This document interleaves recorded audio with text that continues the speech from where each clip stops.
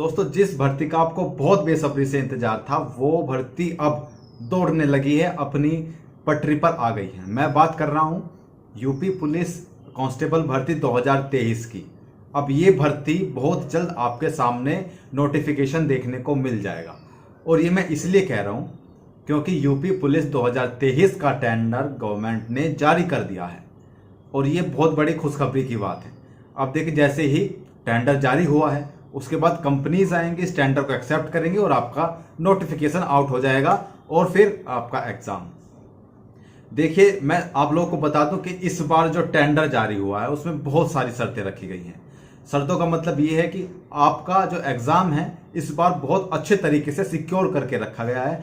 कोई भी नकल माफिया आपके एग्जाम में सेंध नहीं मार सकता। इसलिए इतने सारे टेंडर में इतनी सारी शर्तें लगाई गई हैं कंपनीज के ऊपर। अब देखना यह है कि इतनी सारी शर्तों के साथ मैं अभी आपको बताऊंगा कि क्या क्या शर्तें हैं। वो इतनी सारी शर्तों के साथ कौन सी कंपनी आगे आती है आप सब लोगों का एग्जाम कराने के लिए। देखिए, मैं आपको बता दूं कि नियम और शर्तें क्या हैं। इस बार जो भी कंपनी टेंडर लेगी आपका एग्जाम कराने के लिए, उसके नियम और शर्तें कुछ इस प्रकार है। सबसे पहली तो आप सब लोगों को पता ही है कि आपका जो एग्जाम होगा वो हाइब्रिड मोड में होगा। मीन्स दो तरीके से आपका, एक तो ऑनलाइन आपका एग्जाम आएगा और ऑफलाइन आप ओएमआर सीट पर आप अपना आंसर फिल करेंगे। इस तरीके से हाइब्रिड एग्जाम होगा, जो कि नकल रोकने के लिए बहुत बेस्ट तरीका। और मैं कहूंगा इस बात को कि गवर्नमेंट ने और बोर्ड ने मिलकर बहुत बेस्ट तरीका निकाला है। बहुत कड़े नियम इस बार कर दिए हैं भर्ती के लिए कि अगर मैं आगे बताऊंगा आपको क्या क्या नियम कर दिए गए हैं। तो सबसे पहले मैं आपको बता दूं कि एग्जाम हाइब्रिड मोड में होगा। ठीक है। दूसरी बात, जो भी कंपनी टेंडर लेगी, एग्जाम कराएगी, वही कंपनी प्रश्न पत्र बनाएगी। जैसे आपके चारों सेक्शन होते हैं, जैसे जीएस, मैथ, रीजनिंग, हिंदी, तो इन सबके प्रश्न पत्र वही कंपनी बनाएगी। और सबसे बड़ी बात, देखिए, जब जो एग्जाम लीक होता था वो मोस्टली जो प्रिंटिंग प्रेस होती थी वहां से लीक होता था, लेकिन अब टेंडर केवल उसी कंपनी को मिलेगा जिसकी अपनी खुद की प्रिंटिंग प्रेस हो। अगर वो खुद की प्रिंटिंग प्रेस होगी तो उस जिम्मेदारी को समझेगी और पेपर लीक नहीं होगा। ये बहुत बड़ा फैक्टर है। ठीक है। और दूसरी बात क्या है मैं आपको बता दूं, मैंने सारे पॉइंट नोट किए हुए हैं आप सब लोगों के लिए। दूसरी बात मैं आपको बता दूं, सिक्योर प्रश्न पत्र की जो सिक्योरिटी होगी वो कंपनी के ऊपर होगी।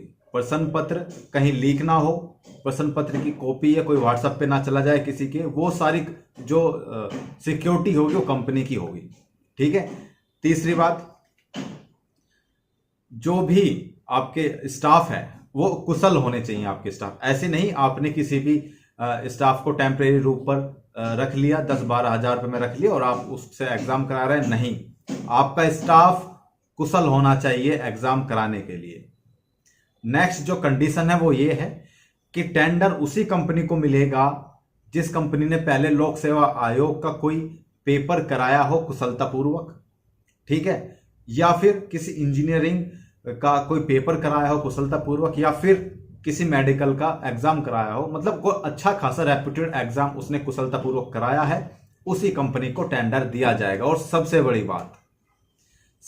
बात जो बेस्ट मुझे लगी वो ये है कि अगर कोई भी कंपनी ब्लैक लिस्टेड है, किसी भी गवर्नमेंट ने, किसी भी राज्य ने उसको ब्लैक लिस्ट किया हुआ है कि मतलब पहले उसने एग्जाम कराए और वो एग्जाम लीक हो गए, तो गवर्नमेंट कंपनीज को ब्लैक लिस्ट कर देती है। तो अगर किसी कंपनी को ब्लैक लिस्ट किया गया है तो वो कंपनी एलिजिबल नहीं होगी टेंडर भरने के लिए। समझ में आ गई बात। अब जो भी कंपनी दागी थी जिसने पहले एग्जाम लीक कराए थे, अब वो कंपनी आपका टेंडर नहीं लेगी। मतलब जिसकी छवि साफ है जिस कंपनी की, वही कंपनी आपका टेंडर ले सकती है। ये बहुत बड़ा बदलाव है इस बार भर्ती में। और मैं कहूंगा इस बार के सरकार इस बार बहुत सख्त है इस चीज को लेकर के, क्योंकि जो मेहनत करते हैं बच्चे आगे वही जाने चाहिए। बहुत सारे, अच्छा अभी मैं कंडीशंस बता देता हूं आपको। ठीक है। कंडीशन ये है कि पिछले 3 वर्ष में उस कंपनी ने 5 करोड़ रुपए की जो कारोबार किया हो उस कंपनी को ये टेंडर मिलेगा। ठीक है। सीसीटीवी का कंट्रोल, जो कंपनी पहले तो वीडियो रिकॉर्डिंग कराएगी ही कराएगी। सीसीटीवी का जो कंट्रोल, जो सीसीटीवी लगवाएगी कंपनी हर परीक्षा केंद्र पर, उसका जो कंट्रोल होगा वो सीधा बोर्ड के पास होगा। बोर्ड वहां से कंट्रोल करेगा, देखेगा कहीं कोई प्रॉब्लम, कोई दिक्कत तो नहीं है, और अगर होगा तो उसको नोटिफाई करेगा। ठीक है। नेक्स्ट जो कंडीशन है वो ये है कि बायोमेट्रिक और जिसका पहचान पत्र और जिसका रोल नंबर होगा वही जेन्युइन बंदा ही अंदर जाना चाहिए। अगर कोई गलत बंदा अंदर गया तो उसके लिए कंपनी जिम्मेदार होगी, उस कंपनी को ब्लैकलिस्ट किया जाएगा, उस कंपनी पर कुछ ना कुछ कानूनी कार्रवाई भी जरूर होगी। तो कोई भी कंपनी इतनी सारी शर्तों के साथ टेंडर लेने से, मुझे लगता है वही कंपनी टेंडर लेगी जो कंपनी के अंदर दम होगा, जिस कंपनी के अंदर, और जो ये समझती है कि हाँ मैं बहुत कुशलता पूर्वक ये एग्जाम करा लूंगी, वो कंपनी इसका टेंडर लेगी। ठीक है। सिक्योरिटी बहुत अच्छे तरीके से की गई है इस बार, बहुत अच्छे तरीके से टेंडर का प्रारूप बना है। आप सब लोगों को इस बात के लिए खुशी होनी चाहिए, क्योंकि बहुत सारे बच्चे तो ये कहते हैं कि सर हम पढ़कर क्या करेंगे, हम पढ़कर क्या करें, 8 लाख 10 लाख वाले तो पैसे देते हैं अंदर चले जाते हैं, हम तो मेहनत करते हैं, हम तो ऐसे ही रह जाते हैं। तो जिसके हाथ में पैसा होगा नौकरी उसी के हाथ में होगी। तो अब ऐसा नहीं है, वो दिन लद गए, अब वो दिन गए। अब राजा का बेटा राजा नहीं बनेगा, अब जो मेहनत करेगा वो राजा बनेगा। तो आप अपनी मेहनत किस स्टेज पर ले गए हैं? अब मैं आपसे पूछता हूं कि अगर आप इसका फॉर्म भरने वाले हैं तो आपकी मेहनत कितनी चल रही है और कितना सिलेबस आपका कवर हो गया है, कितनी आप मेहनत कर रहे हैं, कितने घंटे आप पढ़ रहे हैं। अब जो अपॉर्चुनिटी आपको मिली है, देखिए इससे बेस्ट सिक्योरिटी नहीं हो सकती किसी भी एग्जाम के लिए। बेस्ट सिक्योरिटी है मेरी नज़रों में। बहुत अच्छे तरीके से टेंडर का प्रारूप बनाया गया है, कंपनीज के लिए नियम और शर्तें बहुत बेहतर तरीके से रखी गई हैं। और अब आपको अगर वर्दी चाहिए, अगर आपको नौकरी चाहिए तो मेहनत करनी पड़ेगी। अगर आप ये सोचते थे पहले कि 10 लाख 12 लाख रुपए दे करके मैं एक जॉब ले लूंगा, तो वो दिन अब गए दोस्त, अब वो दिन आपके पास नहीं बचे हैं। अब आपको मेहनत करनी ही पड़ेगी अगर आपको नौकरी लेनी है तो। ठीक है। अब वो समय आ गया है कि आप सब लोग अपने पेरेंट्स के लिए एक गर्व भरा मोमेंट उनको दें, उनको प्राउड फील कराएं, उनकी आंखों में चमक लाएं कि हाँ मेरा बच्चा या मेरी बच्ची, उनकी जॉब लग गई है, वो नौकरी पर हैं और सब कुछ सेटल है।